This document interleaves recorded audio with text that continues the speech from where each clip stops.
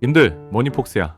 지금 중동에서 들려오는 소식들은 단순한 뉴스 수준을 넘어서 우리 삶과 지갑을 통째로 뒤흔들 만한 거대한 폭풍으로 변했어. 2026년 3월 1일 이스라엘과 미국이 이란을 향해 단행한 전격적인 대규모 공습이 역사적인 변곡점을 찍었거든. 이건 단순히 중동의 흔한 교전이 아니라 역사가 기록될 전면전의 시작일 수 있어. 그래서 오늘 내가 이 긴박한 상황을 님들이 완벽하게 이해할 수 있도록 정보를 정말 꽉꽉 채워서 아주 길게 가져왔어. 지금 이 내용을 아느냐 모르느냐가 화요일 아침 우리 계좌의 운명을 결정할 테니까 집중해서 들어봐. 먼저 현재 전황부터 아주 디테일하게 짚어보자. 이스라엘은 이번 작전을 사자의 포효라고 이름 붙였어. 전부는 명확해. 제네바 협상이 결렬되면서 이란의 핵 개발이 임계치를 넘었다고 판단한 거지. 이란이 핵무기를 손에 넣는 순간 중동의 균형은 끝난다는 공포가 선제 타격으로 이어진 거야. 그런데 여기서 진짜 충격적인 건 미국의 참전 방식이야. 트럼프 대통령은 작전명을 에피퓨리라고 짓고 단순히 뒤에서 지원하는 게 아니라 스텔스기랑 항모 전단을 동원해 직접 이란의 심장부를 때리고 있어. 특히 방금 들어온 소식에 따르면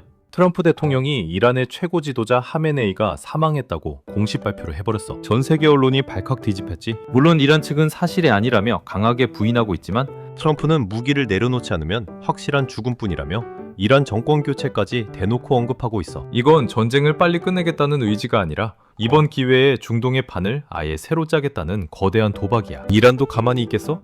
절대 아니지. 이미 호르무즈 해협을 진짜로 봉쇄해버렸어. 님들도 알다시피 호르무즈 해협은 전세계 원유 불동량의 3분의 1이 지나가는 생명줄이야. 이란은 이 해협 전체를 대한 미사일이 날아다니는 실사격 킬존으로 만들어버렸어. 미군 함대가 깔려있어도 미사일 파편 하나만 튀면 유조선은 재더미가 되니까 민간 해운사들이 스스로 운항을 멈출 수밖에 없는 상황이지. 국제유가는 지금 배럴당 120달러를 넘어서 150달러까지 갈 기세야. 에너지가 막히면 물가는 다시 치솟고 우리가 그토록 기다렸던 금리 인하 꿈은 저 멀리 날아갈 수도 있어. 이게 지금 우리가 마주한 가장 무서운 시나리오 중 하나야. 여기서 우리는 미국의 숨은 의도를 더 깊게 파헤쳐봐야 해. 미국이 왜 이렇게 갑자기 공격적으로 변했을까? 단순히 정의를 위해서?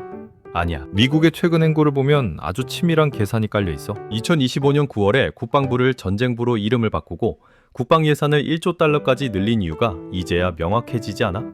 미국은 이제 방어하는 나라가 아니라 필요하면 먼저 때려서 패권을 유지하는 나라로 완전히 변했어. 올해 초 베네수엘라를 쳐서 석유 매장량을 통제하고 그린란드의 히토리 자원에 집착하던 모습. 그리고 오늘 이란 공습까지.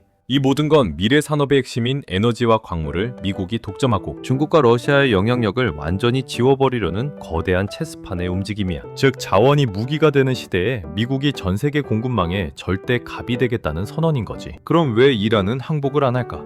최고 지도자가 죽었는데도 말이야. 여기서 우리가 오해하는 게 있어. 이란의 진짜 숨은 실세는 하메네이 한 사람이 아니라 국가 경제의 절반을 쥐고 흔드는 괴물 군벌 혁명 수비대 IRGC야. 얘네는 지도자가 죽든 말든 자신들의 막대한 이권과 권력을 지키기 위해 사전에 짜놓은 점조직 배응 매뉴얼을 돌려버린 거지. 오히려 권력 공백기를 틈타서 국가를 전시 통제 체제로 꽉 쥐려고 폭주하는 중이야. 미국도 이걸 알기 때문에 지상군 투입보다는 이란의 돈줄인 카르그 섬, 원유 시설과 핵 시설만 원거리에서 무한 폭격하는 고사 작전을 쓸 가능성이 매우 높아. 하지만 님들, 여기서 우리가 반드시 인지해야 할 아주 중요한 반전 시나리오가 있어. 바로 이란의 조기 항복 가능성이야. 하메네이 사망 이후 이란 내부에서 혁명 수비대의 폭주에 반대하는 온건파나 시민들의 반정부 시위가 격화된다면 이란 정권이 예상보다 빠르게 무너질 수 있어. 만약 이란이 항복을 선언하고 호르무즈 해협이 조기에 뚫린다면 시장은 어떻게 반응할까?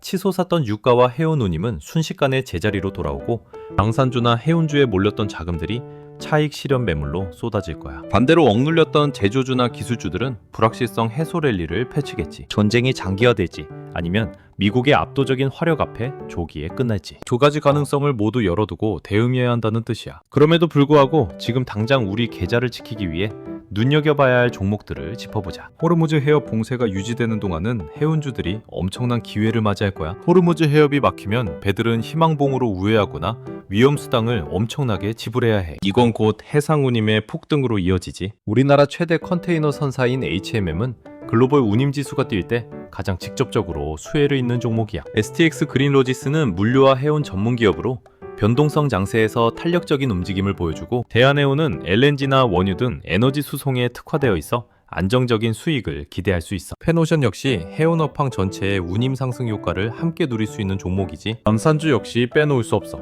이스라엘의 아이언돔이 한계에 부딪히는 걸 전 세계가 지켜봤잖아. 천궁2 같은 요격 시스템을 만드는 LIG 넥스원에 대한 수요가 폭발할 거야. 한화에어로스페이스는 서방권 무기 체계와 완벽하게 호환되는 주력 무기들을 보유하고 있어. 중장기적인 수주 기대감이 커. 통사는 전면전에서 가장 먼저 바닥나는 탄약 수요를 독점하고 있는 기업이지. 과거의 역사를 보면 1990년 걸프전이나 2003년 이라크 전쟁 때는 막상 미국의 공습이 시작되자 불확실성 해소로 주가가 반등했어. 지금 비트코인이 9,300만 원 선에서 버텨주는 것도 시장이 이번 사태를 어느 정도 냉정하게 관망하고 있다는 신호야. 하지만 유가 폭등이 금리 인하 시점을 늦출 수 있다는 점은 여전히 우리에게 가장 큰 숙제야. 님들, 전쟁은 비극이지만 시장은 차갑게 반응해. 미국이 베네수엘라, 그린란드, 그리고 이란까지 건드리는 건 결국 미래의 생존권을 쥐겠다는 의지야. 이런 거대한 흐름 속에서 우리가 단순히 전쟁, 테마주 하나 잡으려고 혈안이 되기보다 미국이 그리려는 새로운 세계 질서에서